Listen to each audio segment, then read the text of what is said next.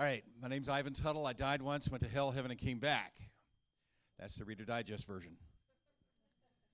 So I wrote a book. The book is called A Journey to Hell, Heaven, and Back. Anybody in here read the book yet? Oh, a few people have. Okay, well, I've got a couple of books I want to give away. I'm going to do it a little different. So I'm going to actually call you up.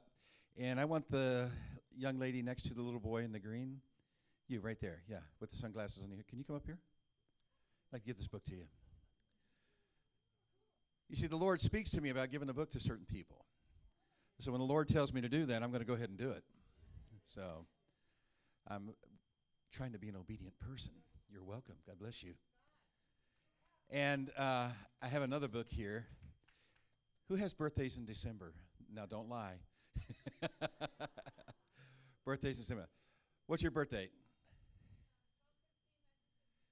Well, you didn't have to give me a year. Now we all know how old you are. Yeah. Come on up here and get this one. This one's for you. So, yeah. She said 86, right? You're welcome. God bless you. And one last book. We're going to make this one real easy. Anybody in here by the name of Bob? Good. Finally, a church with nobody by the name of Bob. I've been looking for that. Anybody's birthday in July? Oh, this one's yours. Come on up here.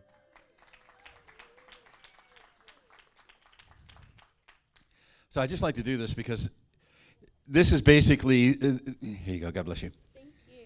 It's basically just the beginning of my testimony because the book would be too big otherwise.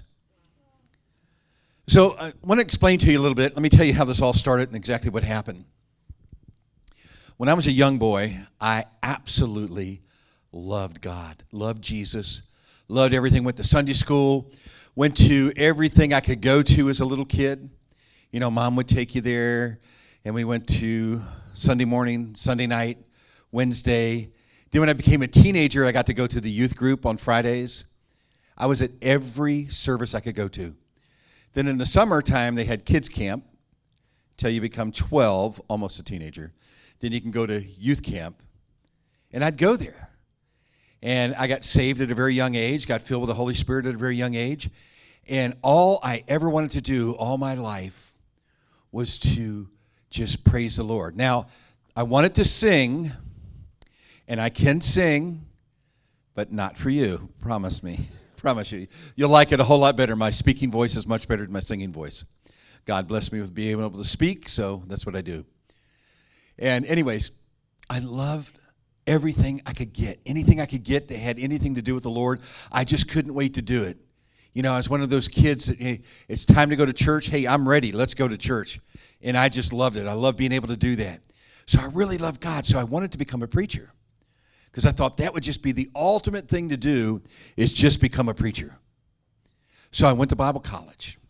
Anybody in here ever been to Bible college before? Okay, good. So I went there. It was a little place called Faith School of Theology in a place called Brookline, Maine. There's like nothing there. Not even a little country store. Had to drive 20 miles or so to a little town. I think it was called Blue Hill or Sargentsville. I can't remember. Okay, because I'm not like 20 anymore. So anyways, it was just a really small town. And then you could go get something in a little store there. They didn't have a supermarket. They just had little stores. So I went there. I went to this college, and it was really good. And I'm telling you, when I tell you I love the Lord, I mean to tell you I really loved the Lord. I mean, I just loved being in His presence. I loved being slain in the Spirit, just laying out before the Lord just constantly. And you know what? The devil knew that's what I loved. So what happened is during one break, during a Christmas break, I met a young lady. And unfortunately, I never went back to school. Now, don't raise your hands. Anybody else made a mistake? No. I made a mistake. I didn't go back to college. I messed up my life. And I was 19 at the time. Really messed up my life. I didn't do a lot of bad things. And I'll explain that in a minute. I didn't do a lot of bad things until I turned 21. On my 21st birthday, I went out and drank for the first time in my life. They said you have to have 21 shots. Well, I never even got close to that. 3 later, I'm like begging. I didn't drink. I didn't do anything like that. But on that same night, that's the first night I smoked pot. And the combination of the two, you talk about a lightweight, combination of the two, I was hallucinating. Harvey Wallbangers and marijuana do not mix. It was bad. So I messed up, but you know what? I couldn't go back. I knew God existed. I know the love of God. I know all these things. All this was in my life, and my whole life was there, but I kept not denying it. I just kept not looking at it. I didn't want to know. When I felt the presence of God, I'd walk away from it. You see, it scared me. I was like, no, I can't do that. I messed up. I can't. I was supposed to be a preacher. I can't be a preacher, so I got into sales. Started doing something. Started making a living. Started doing what other people do. Then I got into car sales. And pretty soon, because I liked the drugs, I started selling those too. Now, back in the 70s, yes, I'm that old. Back in the 70s, when this happened to me, I was making over 6 figures in the car business. Was doing really, really good. I was selling more cars than 2 or 3 other salesmen combined together in the dealership. And I was doing great. I was having a blast. And you know, one of the things that I learned, my biblical principles that I learned, was that if you tell the truth, people will buy from you. If you lie to them, you'll never see them again. Oh, you might high pressure them into something. But I learned to tell the truth, and I had a lot of fun. At least that's what I thought. But then I got into the drugs. Then I found out I could make 6 figures in that too, so I did both. Burned a candle at both ends. Now, this might be hard to believe now. I'll step up from behind here. But I used to be really thin and in really good shape, and I used to be a disco dancer. Yeah. I was that guy, throw my jacket, dance. In fact, I was so good that after the girls saw me dance once, I never had to ask a girl to dance or ask any girls to dance because they'd ask me to dance. Those are a long time ago. They would laugh at me now. But anyways, I used to be that way. That's the way my life was. And I would stay, it would start on Thursday nights because it was always ladies' night. So it would go Thursday night, Friday night, Saturday night, and then Sunday I'd recuperate all day. But during the week, I'm selling drugs. Sometimes I'd have to fly to another another city or drive to another city to get the drugs that were coming in from another country so they could be distributed. I was part of something that was not good. And that was my life. And I was living it. And I'd go out and I still worked. I still worked my full job. I'd just take off on a flight or drive when I was off, when I didn't have to work. On the weekends, sometimes I'd let you off or during the week. So I did these things, and I really messed up my life. Messed it up really bad. And then one night, I started having a pain in my left calf. And it started to really hurt. And I couldn't figure out what it was. Of course, it ruined my dancing. I couldn't dance. It was like a Charlie horse or something, but it was worse. And it kept getting bad, and so all my life, I'm one of these people. We have any night owls in here? Okay, like 2, 3 o'clock in the morning, people? Okay, good. I'll need your number later, guy. I talk to people. I still do. And back then it was the same way, but it wasn't serving the Lord. Now I pray with people all night. I get that opportunity to be able to do that all over the world. It's great. It's nighttime here. It's morning someplace else. But my life was messed up. I'm hurting. My leg is killing me. I finally went to a doctor, and because it was swelling up on me, and I said, Doc, something's wrong. It's like this muscle cramp won't go away. I don't know what it is. Doctor looked at me, and he said, I think you have a blood clot. Well, actually, what he said is, I think you have something called thrombophlebitis. That's what they called it back then. Now, I was 26 years of age when this happened. Back then, they didn't have words like thrombophlebitis. I thought he said something about a trombone in my leg. I'm serious. I did not know. I didn't know what that meant. And he told me it's a blood clot. It's really deep in there. So he went ahead and he told me, he says, hey, listen, we need to get you over to the hospital. And I said, nah, Blood clots are for old people. I'm young. I don't get blood clots. So I left this office. And I went about my work, went about going to work, went about doing things. And then the next thing you know, about a week later, I went to the emergency room because I couldn't move. I mean, my leg was swollen so bad, and it was turning different colors. It didn't look good. So I went to the emergency room. They took me in there. They looked at me. They told me not to move. They put me on this, those gurneys, beds, whatever they call them, that aren't very comfortable. So they put you on one of those things, and they said, don't move. Now, when I was 12 years old, I had something wrong with my kidneys, and when I did, they gave me something called an IVP dye. It's full of iodine. Well, I had an allergic reaction to it, so they couldn't use that on me again because I'd probably die from it. So they didn't use that. They did something called a radioactive retrograde uptake. I'm the first person they ever did this to for a blood clot in the United States. So they used it, and they found out, it's like you get underneath this great big Geiger counter thing, this big circle thing, and they watch these little nuclear things going all through your body. And they found out it wasn't going through my leg. So they said, you must have a blood clot that's pretty bad. So they put me in a hospital room. They wouldn't let me out of the bed. And nothing. I mean, for 10 days, I'm in bed. Now, back then, I remember I was 26 years old. I looked good. I was in shape. I had hair. Lots of it. Down back to here. My beard was dark. I looked good. Don't ask me what happened. But I'm telling you, I was in this hospital. I'm in this bed. I can't move. I can't get drugs. They won't give you anything for pain back then. For a blood clot? Pain? No. So I didn't have any drugs. I didn't have any alcohol. Didn't have anything. And I was dry during that time. So the day that I was allowed to get out, the first thing I did was call a lady up and say, hey, listen, I played the sympathy card and said, hey, man, I've been in a hospital. I'm just getting out. Can you come over and fix me something, to eat or whatever, and bring something to drink? So I get to my apartment. She shows up. She fixes me something to eat. We sit around, have a couple of drinks. First thing I did was smoke a joint. That was the very first thing I did. I didn't snort any coke because I didn't want to do that at that time. So I had a lot of drugs in my closet, so I didn't need to call anybody for that. So I sat there, and about 9 o'clock that night, I felt really tired. I don't get tired at 9 o'clock at night. I just don't. Even now I don't. But I got tired. I got sleepy. So it was time to lay down. It was time to rest. And anybody remember those free flotation water beds? Y'all are laughing. Those things are great.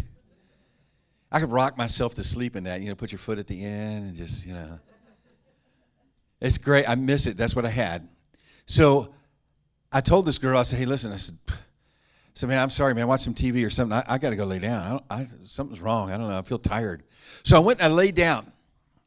I just, now back then I had something called hypertrophic cardiomyopathy. Basically, they call it cardiomyopathy today. That's where the heart muscles get thick and hard and the muscles don't pump properly. In fact, my family is the first family that they ever did the marker on where they can actually find where that marker is in your DNA to show that you have hypertrophic cardiomyopathy. So they did a study on it before. So I had this. So what I did is I always laid on my left side because I was told if you lay on your left side, it makes it easier for the heart to pump. Because the left side of the heart was also enlarged. And it made it so if you sit up, it's harder to pump. If you lay on the right side, it's harder to pump because the blood tries to go over differently. So it just said to do that. So I did. So I'm sleeping on my left side. I fell right to sleep. I'm sound asleep, and all of a sudden, something or somebody comes in and grabs a hold of me, of my left wrist, which was kind of under my body, and yanks me up out of bed. Now, back then, I was in good shape. I may have been thin, but I was in really good shape.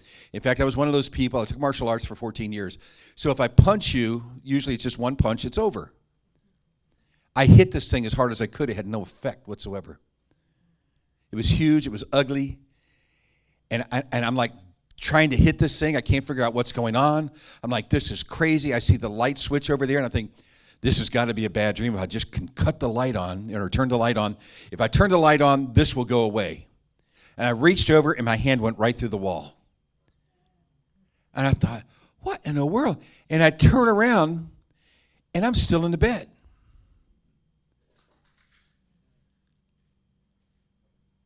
Instantly, I knew I was dead. Instantly, I knew my life was over. And I also knew this was a demon, and this demon was taking me to hell. Now, I'm not saying that everybody gets escorted to hell, but I'm telling you I did. And this demon had a hold of me.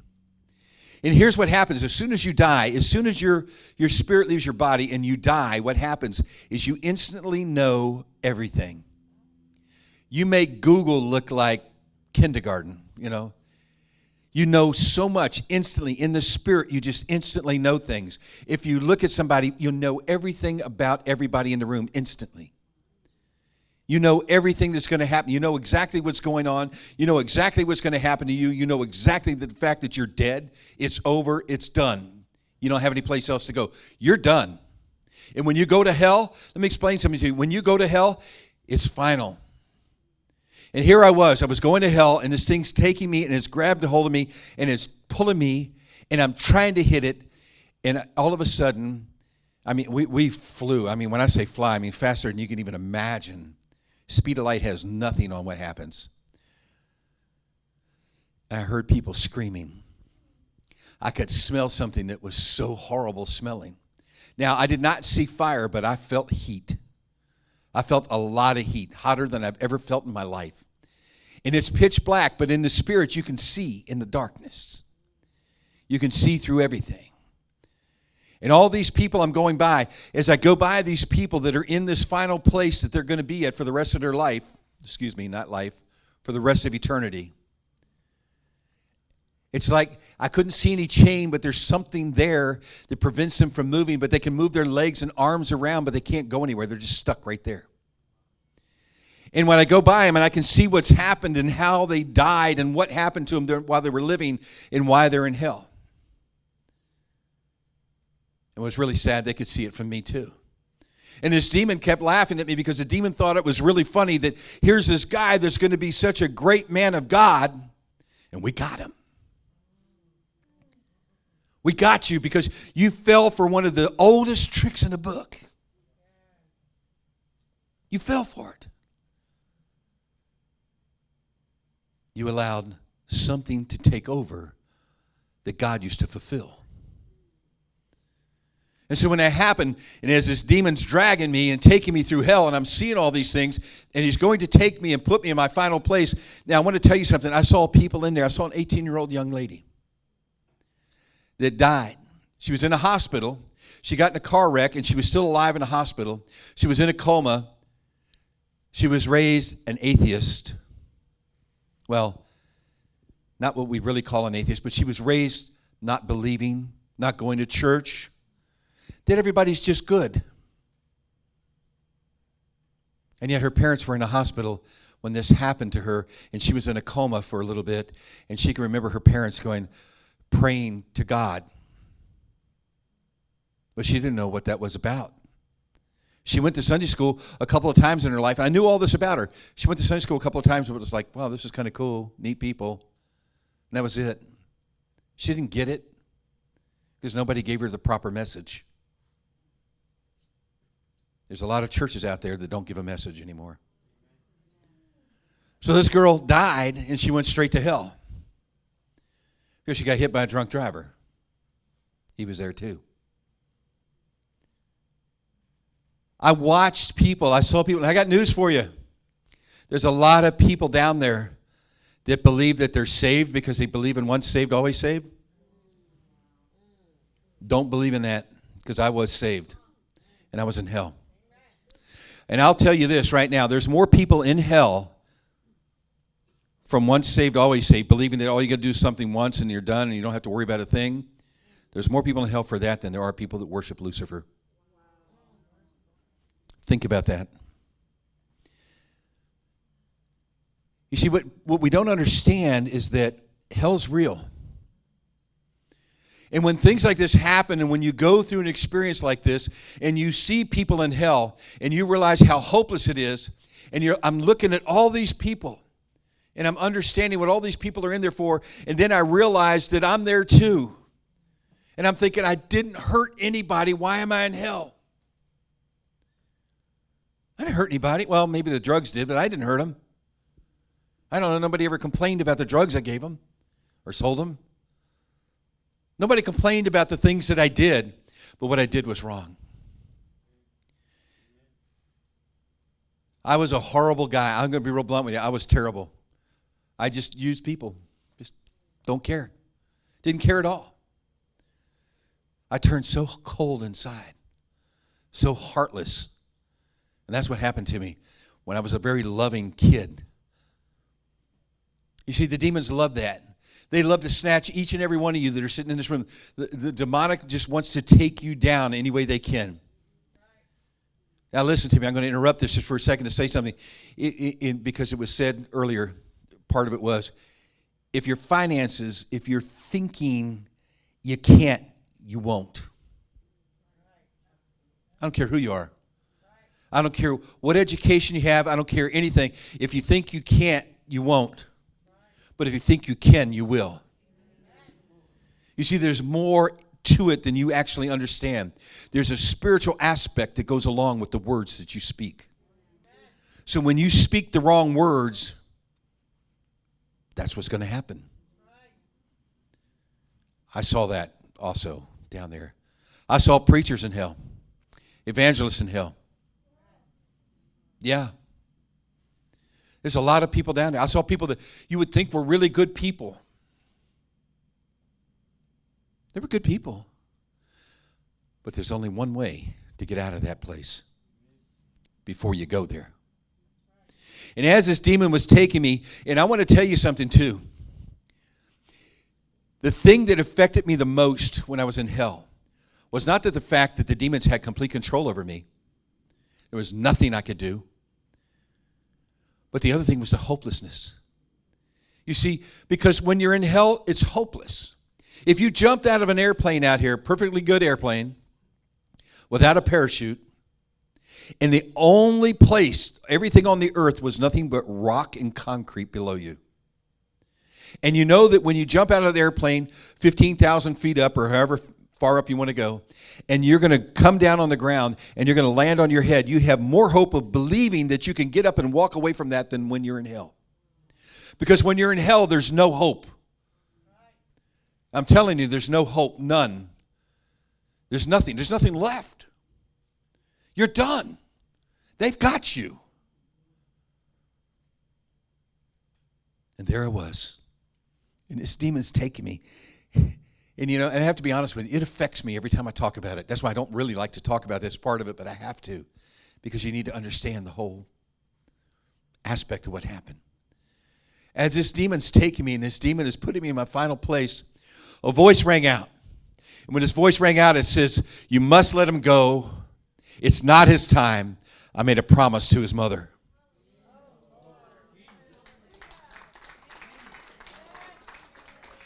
In that exact moment when that was said and when that happened, the demon let go. Now, this demon I've been beating to death, laughing at me, thinking it's so funny. It's been tearing me apart, biting me, plus the other demons doing what they were doing to me.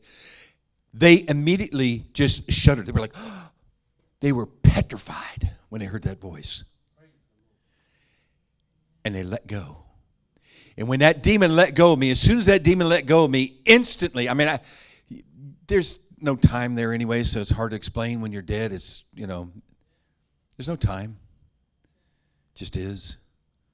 Instantly, I'm translated right to the gates of heaven. Listen, I'm going to say this now, and I'm going to say it again later. My mother prayed for me every day of my life. Every single day of my life, my mother prayed for me. I was 26. My mother didn't pray for me once. She prayed for me 2, 3, 4, sometimes 5 times a day, sometimes more. I probably needed it. I was ADHD as a kid. Back then in the 70s, no, in the 50s, they didn't know what ADHD was. You were just a bad kid. That's what it was. So my mother prayed for me a lot. By the time I was 26, she prayed for me over 20,000 times. You petition the Lord over 20,000 times, let me tell you, there's going to be some action. There's going to be some action. And parents, never, ever, ever, mothers, fathers, never stop praying for your children. Never. Never. My mother used to say, none of my children will ever go to hell because I've done exactly what God said to do. And God made me a promise that if I do that, it's in His Word. None of my children will go to hell. But I was there.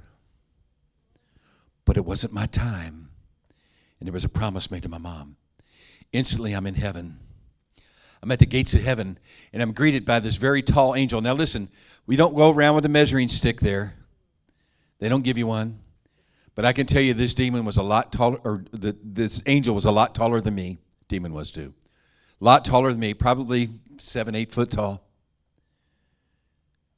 And when he spoke, it was like that voice that I heard when I was in hell. You see, when an angel speaks, they have power. Guess what? When you speak, you have power too. And I'll get to that tomorrow.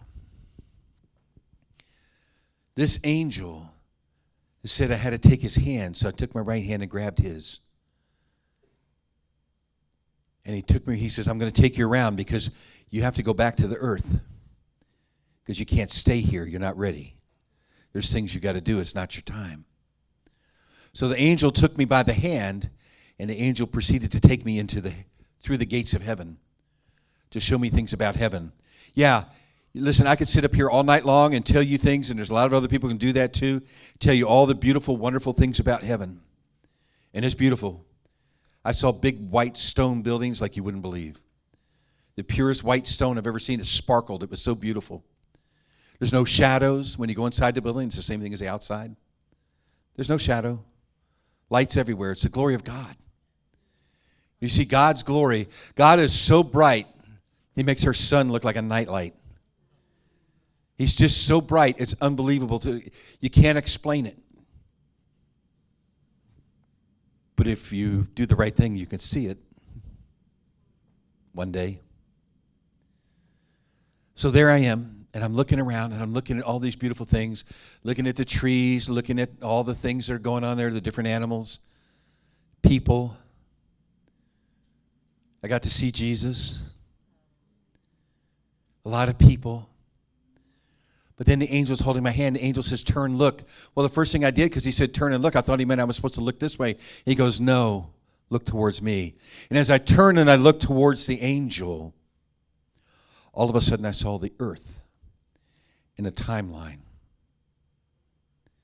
I saw the beginning, and I saw way into the future. I didn't see the end, but I saw way into the future. We're far from it.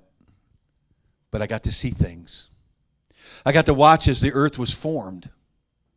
I got to see how that happened, how the Spirit of God came down and hovered over the waters of the deep. He just moved across them. And he was just there, and he was all around it. I watched that happen. I watched how he was preparing the earth for us. I got to see that happen. I got to watch as things started appearing, how he made things. I watched him as he made man. Adam, we call him. Watched as he breathed into his nostrils. And Adam's like,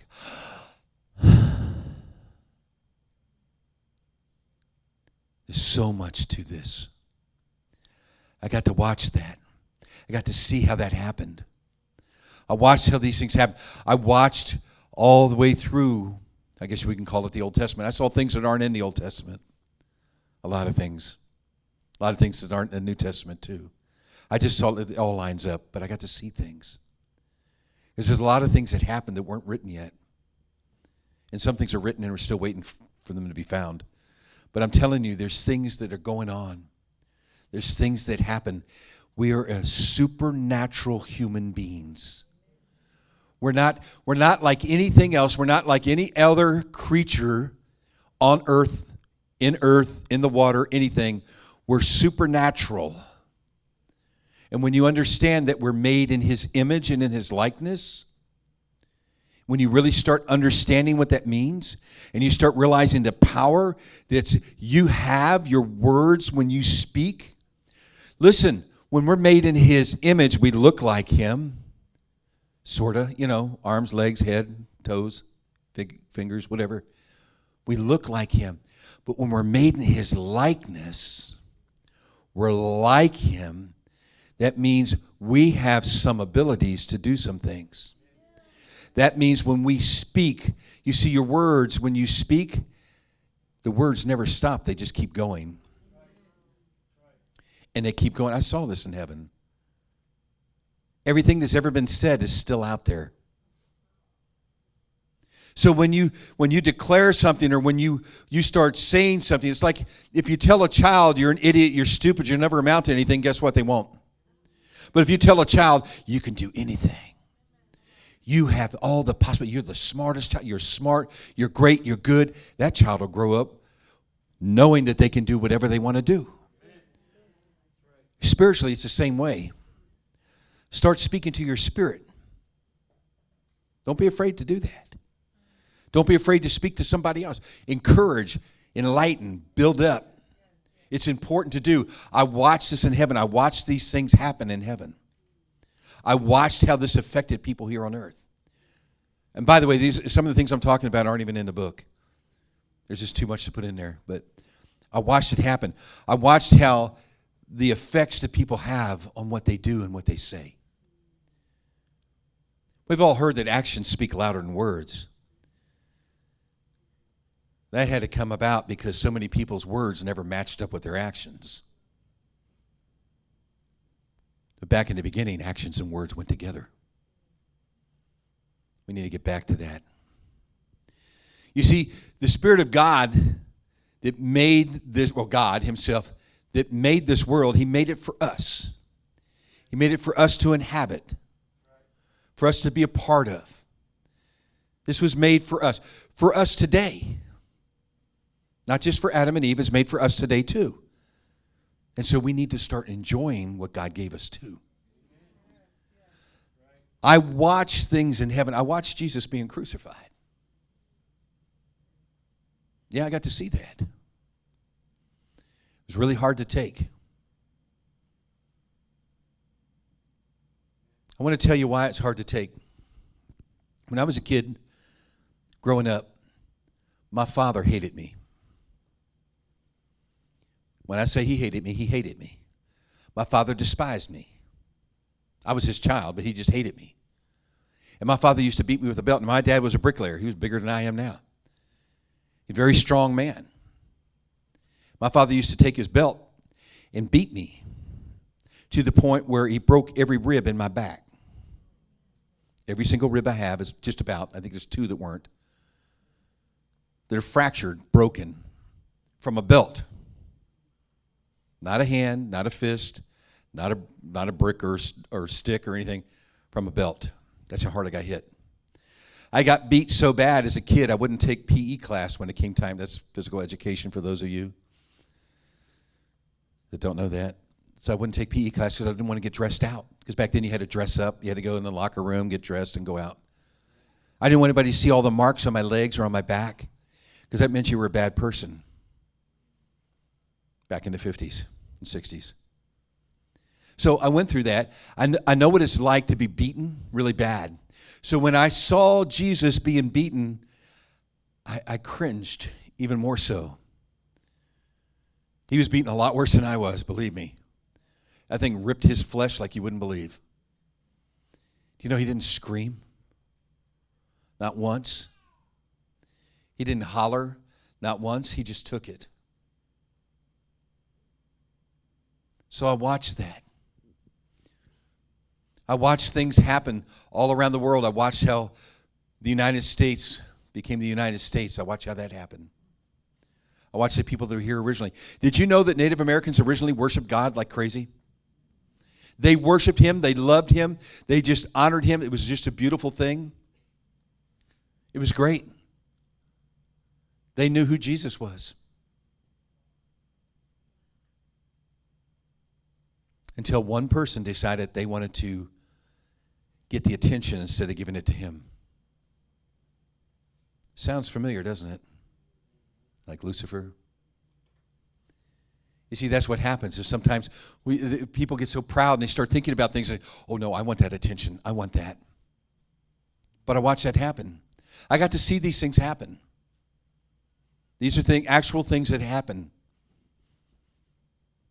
here on this earth. And then I got to see into the future. Tomorrow night, there's going to be a glory release, and there'll be some more talking about this. But this greater glory is just starting now.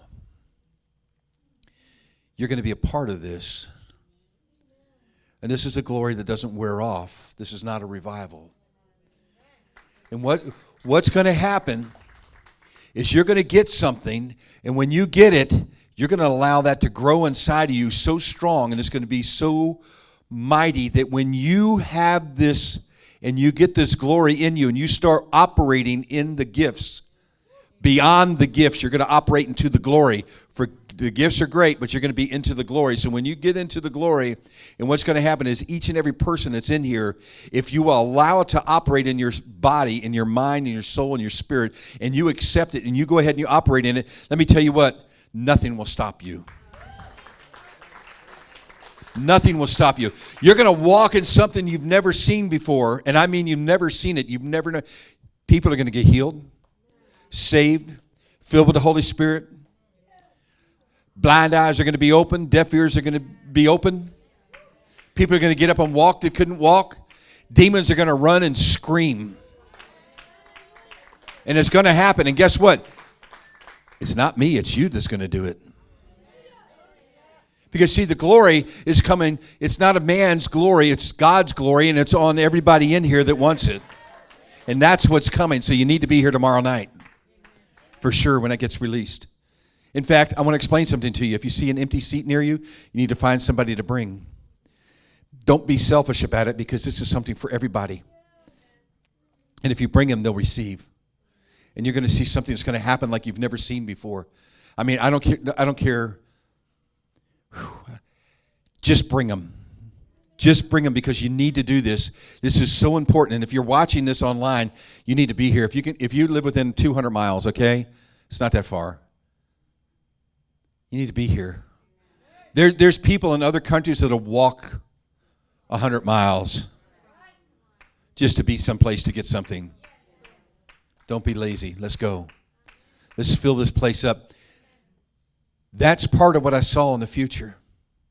You see, we look at everything, and I write about a lot of things in my book about what's happening, what's going to happen politically later on in this country, and different things in other countries, what's happening about earthquakes and things. Yeah, those things are going to happen. It's supposed to happen. But there's also the glory. This is the great outpouring of the Holy Spirit. It's going to be so great and so strong, it's nothing that we can contain. And you're either a part of it or you're lukewarm. I'm going to repeat that. You're either going to be a part of it or you're lukewarm. Because God's not looking for people that are just going, ooh, that's great. He's not looking for people that go, oh, it's a great service. Wasn't it great? Oh, man, we had a great time at that conference. Wasn't it great? No. He's looking for people that will take what you get from there and you apply it to your life and you go out and do something about it. And if you've been in this house, I know that you're getting great teaching. I know you're getting equipped properly, the way you need to be equipped. He spilled the beans, told me. So I know you guys are being equipped properly. I love that. But I'm telling you, I got to see these things. I'm in heaven and I'm watching this happen.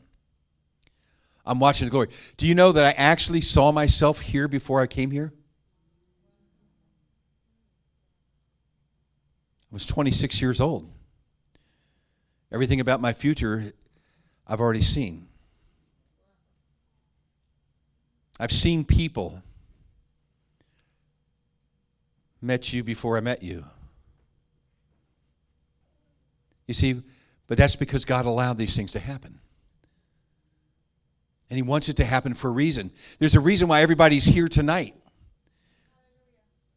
There's a reason why everybody's going to be here tomorrow morning and tomorrow night and Sunday night.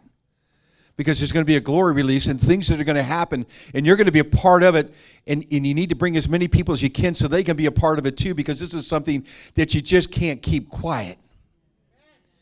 And as this explodes throughout the United States, this is where it's happening at first in the United States, and then it's going to go around the world.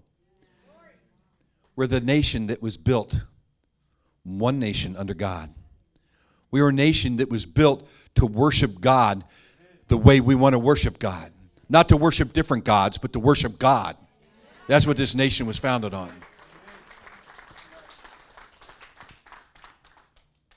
I'm in heaven. I'm seeing all these things. There's nothing. The music in heaven is so wonderful. Do you know that your spirit hears music before your flesh hears it? Your spirit responds to it. Music was not made for man. Music was made for heaven. Music was in heaven before man was ever made. There's music in heaven before man was ever. So music was made for the spirit. You don't believe me? Look what happens when you listen to music that praises and worships him versus the worldly. Because worldly music has you go in a completely different direction. I'm not talking about rap necessarily. I'm just talking about any worldly music will lead you down a different path. But when you listen to music that worships and praises him and puts him in the forefront, you can call it Christian music, whatever you want to call it. When you hear that, it just does something to you. Because I love listening to music. I'll just sit there and just get slain in the spirit by myself. I was like, don't want to move. And I sing. It sounds real good when I'm by myself. Even the angels say I sound good. Yes, you heard me sing. But up in heaven, I'm perfect pitch. You get to sing with the angels. There's so many things I saw. I watched as every aborted child in the world is in heaven. And guess what they're doing? They're waiting for the mothers and the fathers to show up. So anybody that's ever been through that experience in life, God forgives, and your child is waiting for you. Miscarriage is the same thing. Your child is waiting for you when you get there. I saw this happen. Millions upon millions upon millions. They're waiting. It's one of the most beautiful things to ever see when you see, because I watched people that came there and they got united. Especially moms. Almost makes me cry. There's just something about it. It was just so beautiful. So unique, so different. Those are just some of the things that I saw in heaven. It was just so beautiful to watch it happen. There's so much more that I saw. So many things that happened.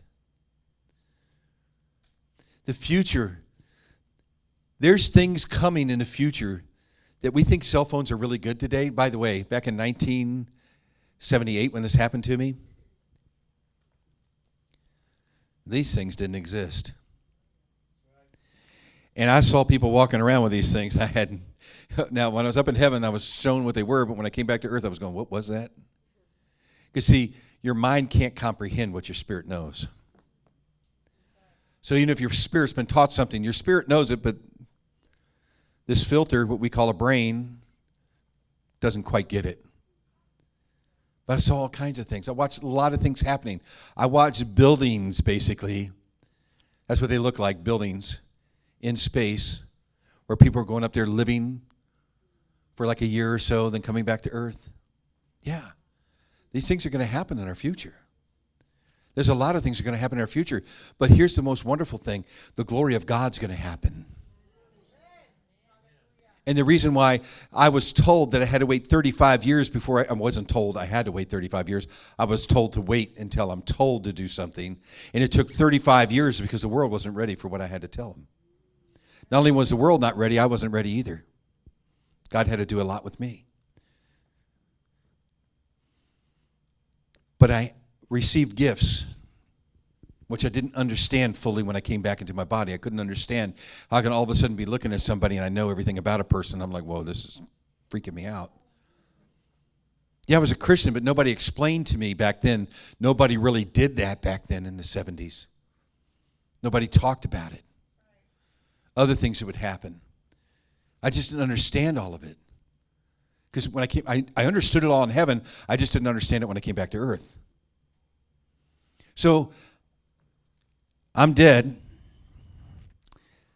I've been up there about 3 hours. Now, let me give you an idea. You know how people say a day is like 1,000, 1,000 years is like a day in heaven? If that's the case, I was up there for 44 years. 3 hours. Do the math. I had to use a calculator. I'm not going to lie. It's the only way I could figure it out. And have somebody show me how to use a calculator. No. But I did it. And when you think about it, you obtain so much knowledge. You can be one split second in heaven. You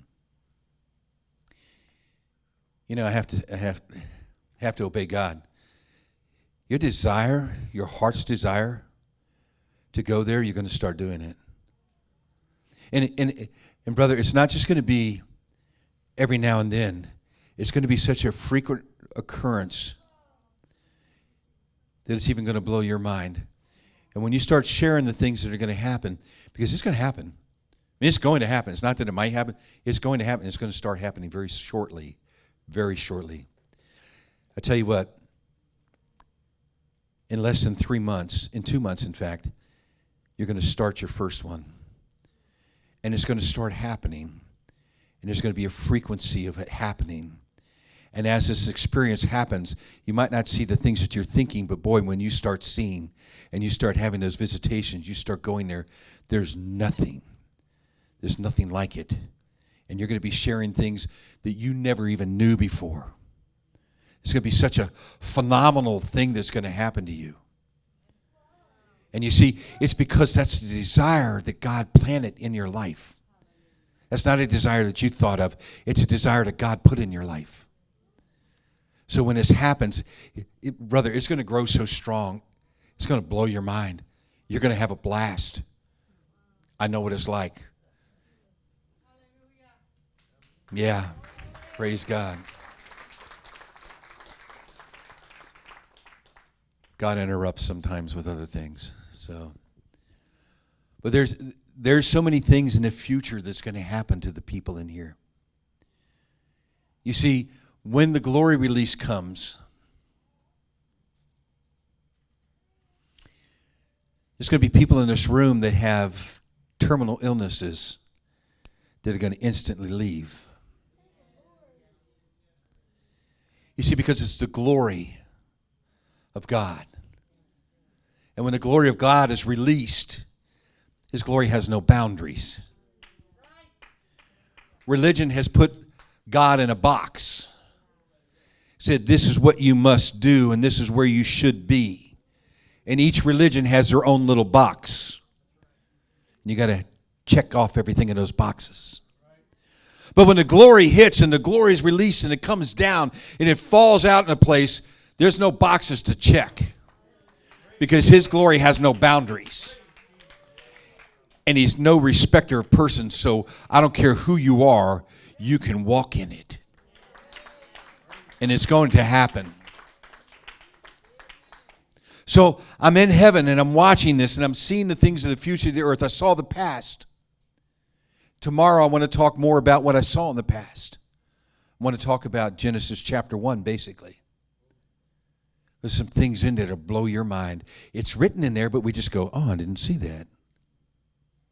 I saw it. But I'm up there, and then the horrible part comes where I have to leave. And I'm told, you talk about rejection. I was rejected from hell and rejected from heaven. Talk about rejection issues. So, I'm up there in heaven, and this angel says, okay, it's time to go back. Of course, now I'm like, can I please stay? This is like really nice. See, the most hopeless feeling that you have in hell, it's the opposite in heaven. You're so euphoric. It's like, oh, this is what I was made for. This is what I was created for. And it is. Heaven is what you're created for. It's created for you to come back up there. Come on, go enjoy it.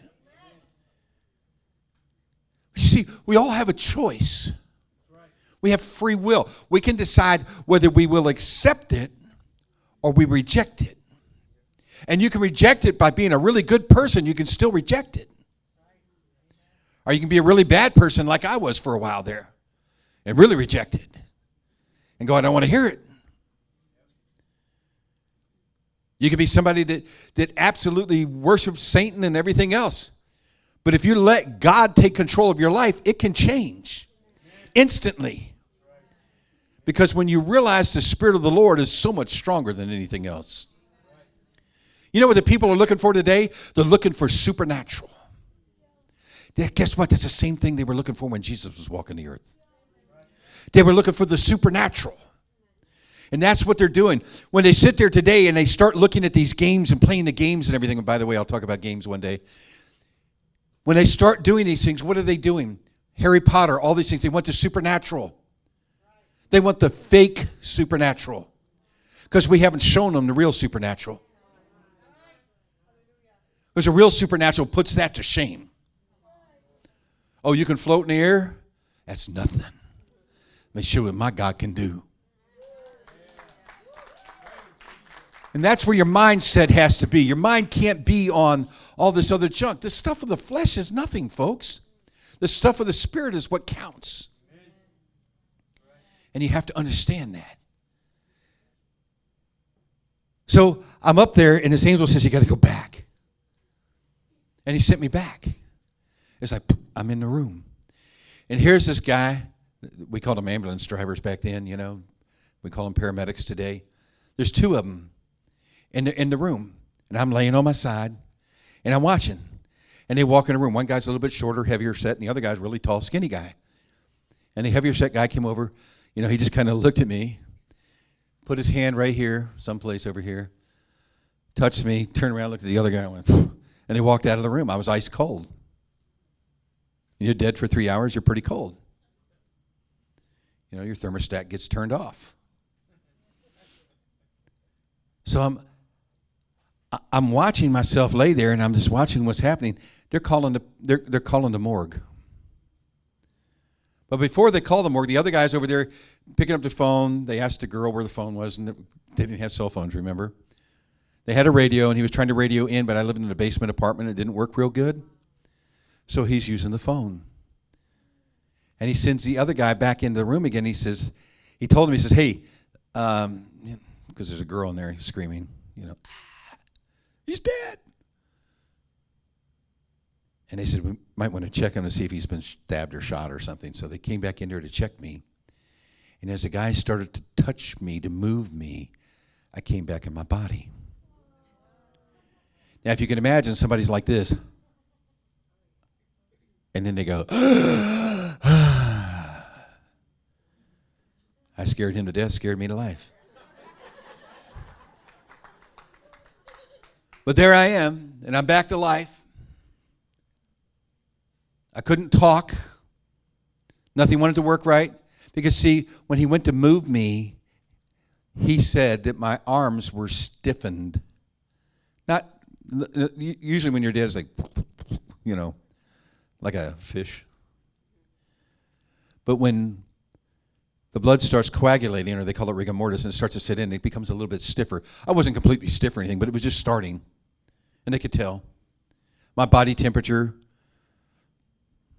72 was warm. Can you imagine having like a 70 or 68 or 70 degree body?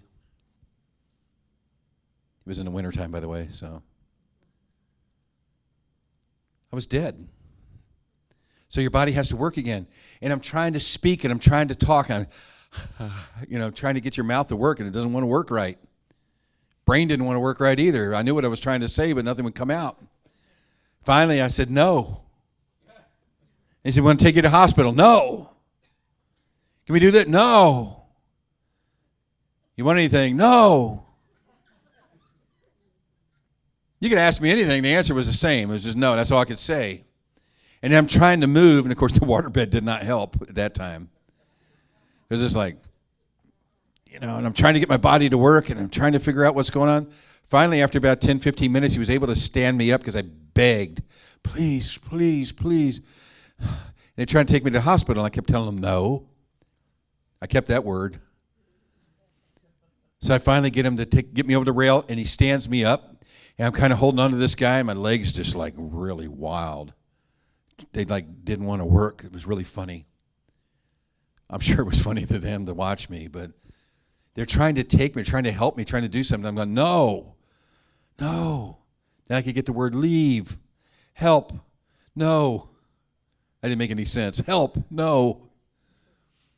So I finally could start speaking a little bit. I could move a little bit more, and I could start moving my body some and doing different things. And they're all like this. Their eyes are like this. And the guy's still trying to work on his radio and, trying to walk over to the window. It still didn't work. They canceled the call to the morgue. They called the police. So the police were on their way, which I did not want because I had a lot of stuff in my closet. So I got them to leave, and the girl, of course, she's like, This is before the zombie movie, so, I was the first one, I guess. I don't know. But it scared her really bad, and she's just screaming and everything, wants me to leave, wants me, like, oh, go. I'm like, no, you go, leave. Handed her coat, trying to get her out the door. Finally get everybody out the door, and as soon as I get everybody out the door, what do I hear? It's the police. Yeah. Somebody died in here? Nope. Can we come in? Nope. I knew my rights. They kept wanting to come in. I wouldn't let them come in. I just told them, go away. After about 20 minutes, they finally left. Because they were out there talking with the people, and the paramedics are telling them, the guy, he's okay now, So they, you're stupid enough not to go with him. Okay, we'll just leave. So they left. And of course, the girl, they tried talking to her, and all she did was like, I mean, can you imagine finding somebody dead, and then you're like worried. Are you going to be blamed for something? So I'm back to life, and I know the first thing I need to do, and that was to ask God to forgive me my sins instantly. So when I got them out the door, I said, God, forgive me my sins. Jesus, make you Lord of my life. I'm never going to do that again. I promise, never. I'll change everything. I will not go there. That was horrible. I just said it quick. So I knew I had to say it. Now I had to live it. You see, you can't just say it. You got to live it too. So I said it. And the next thing I did, I went into my closet, and I took the drugs, and I started putting them down the commode. Pot does not flush. It floats. You have to take wet toilet paper and put it on top of it. It just floats. Cocaine flushes pretty good. So I got rid of a bunch of stuff. I changed my life completely. After I got done flushing all that down, dumping the beer or whatever it was she had there down the drain, I had an avocado green rocking chair with a little fringe around the bottom of it. Anybody ever seen those? Well, somebody's old enough to know what I'm talking about. I sat down in that little rocking chair, and I just rocked, and I cried. And I cried, and I cried, and I cried, and I cried.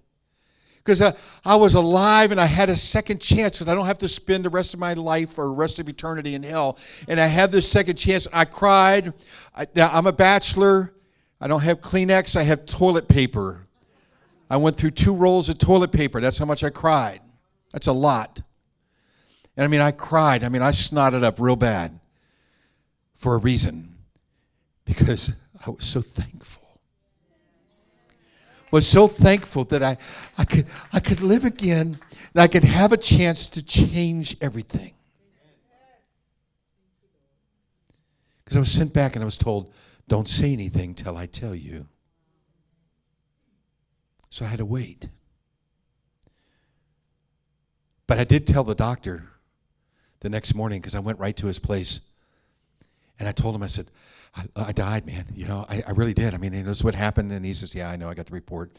I said, yeah, I died. And it was really bad. And I went to hell.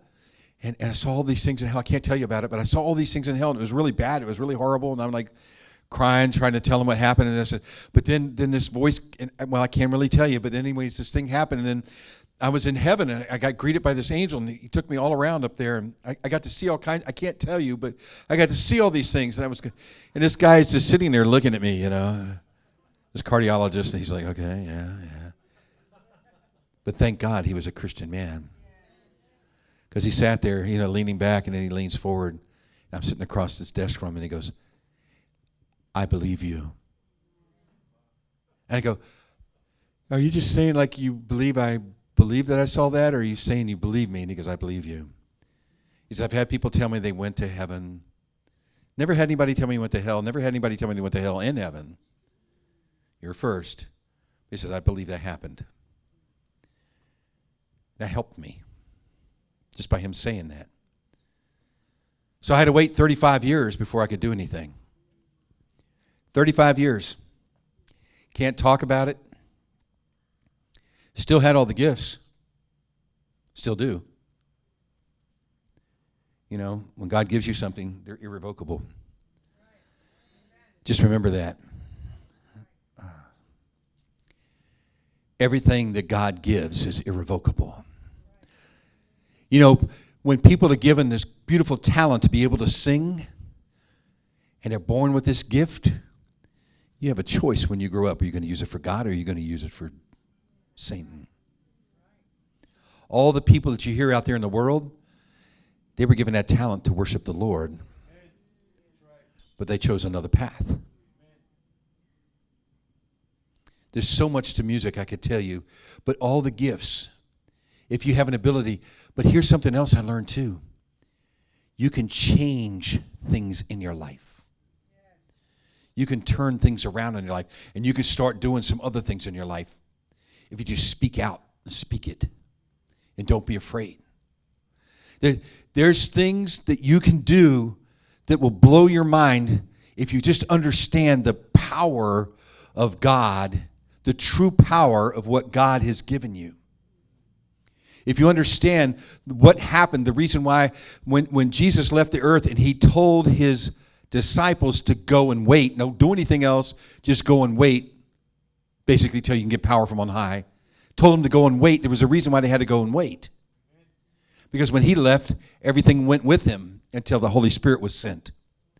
Well, now we have the Holy Spirit. You lack nothing. Lack is not even a word that should be in your vocabulary. You just need to walk in it. But God's going to start doing some things in your lives. Everybody that's in this room is going to start prophesying. You know how I know that? It says so in the Word of God. It says, everyone shall prophesy. My men servants and my maid servants, everyone will prophesy. It's in the Word of God. And if the Word of God says it, guess what? You can count on it.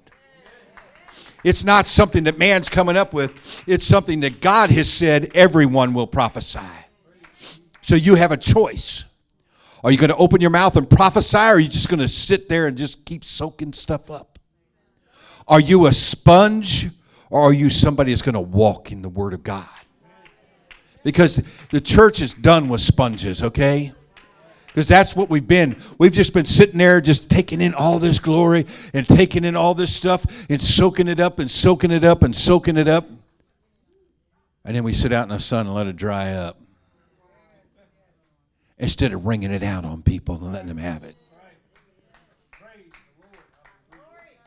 Like I said, you're either part of the glory or you're lukewarm. That's it. There's no in between. The lukewarm, he's going to spit out of his mouth. It's going to happen. And you'll prophesy. Sir, could you do me a favor? Can you come up here for a second? If you wouldn't mind. You thought you were in Korea. That's why you had your shoes off. I've been there. What is your name? Raymond. Hey, brother, I tell you what.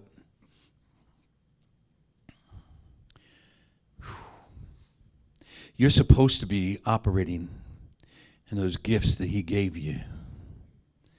You're supposed to be walking in this because you have a real high calling on your life. Whether you understand it fully or not. I don't know what you do, but I'm going to tell you this. You need to start. Whatever you're doing, God's going to bless. He's going to bless it mightily.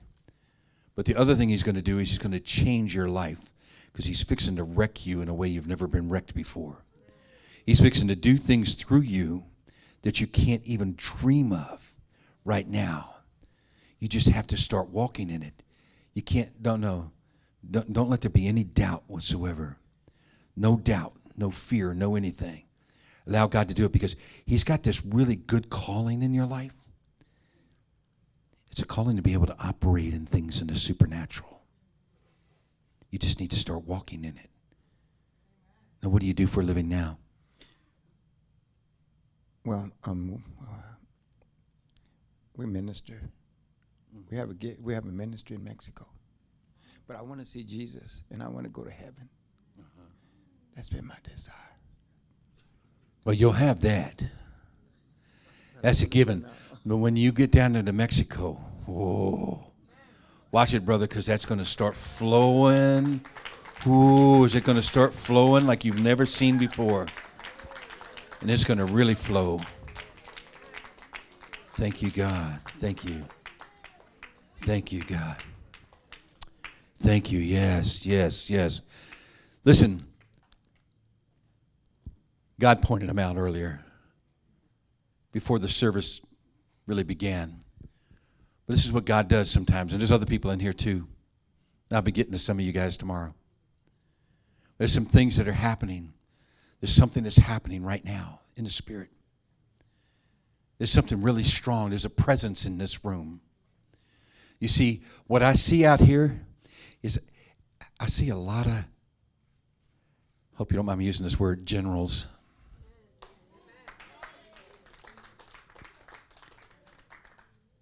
But all generals have to start out someplace. It's time to start. It's time to walk. It's time to go. It's time to move in it. And I mean, it's time to really start moving in it. The people that got books tonight, there's a reason why those people got those books tonight. Because God's going to do something in their lives. That book's going to be a part of their life. Not that the book's, it's not that. It's just that there's something in that book for those particular people. They're going to get something out of it and they're going to run with it. And there's something that's going to be here tomorrow morning. There's something that's going to be here tomorrow night and also on Sunday night. There's such a release. There's such a glory presence that's going to be here. Don't deny yourself. Listen, this is not something that you can come up here and everybody can pray for you. You can do all these things and great things. There's great miracles that are going to happen. But you're going to be doing great miracles too. Especially if a great miracle happens to you. I had hypertrophic cardiomyopathy. You can't get rid of it without a heart transplant. My sister, Carolyn Byro, when she was living in England, she started the first cardiomyopathy foundation in the world because we were the ones that they found the marker. Her husband is geneticist, a scientist, University of London. He did a study on it. He's also a very wealthy man. He didn't need to do that. If you go to England and you ask for a biro, they give you an ink pen. He was a total heir for that, the big biro. You see, I had this disease. I don't have it. If I had it, I couldn't come up here. I wouldn't be able to talk to you. I wouldn't be able to do anything. And so I tell everybody this all the time. So every now and then they go, well, a doctor will say, you should see a cardiologist again. You're getting up there in age, So I say, okay. So I go to the cardiologist, Dr. Leisha, something or other. I can't pronounce his name. Anyways, over in Murfreesboro, Tennessee. He's part of Vanderbilt Hospital. So I go over there, and he goes, oh, well, yes, you would have to have it. If everybody in your family has it, you still have it. You just don't understand. I go, really? He goes, yeah, you have it, I'm sure. Okay, go ahead. So he starts doing the exam, and he says, okay, well, you got to sit up. We got to do a Doppler to make sure. We got to see everything, because there's called the late onset, and you would get it by the time you're like 60, 62, 65 at the latest. And I said, well, I'm past that. I'll be 70 in a couple of weeks. So I told him, I said, okay, let's go for it.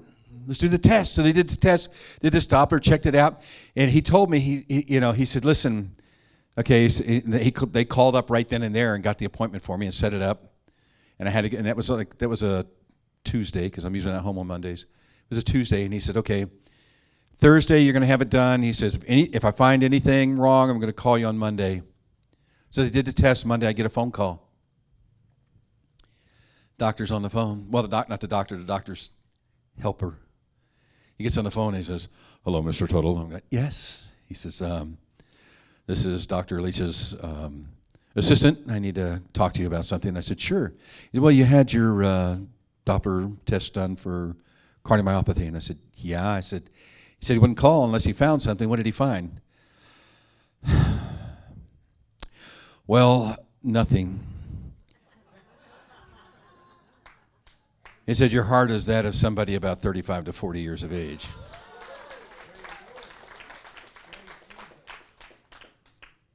So when God does something, he really does it. But see, it was a generational curse that had to be broken off in my family. And it got broken off as soon as I came back. I was told how to do it from heaven. So nothing's impossible. This is a disease that you can't get rid of without a heart transplant. Well, God did a heart transplant. And he also broke off the generational curse. So don't put limits on God. Because as soon as you put limits on God, that's where you stay. And that's where you're at. He's got so much going on in his life right now. I love it. But anyways, Joan, I'd like to give this back to you.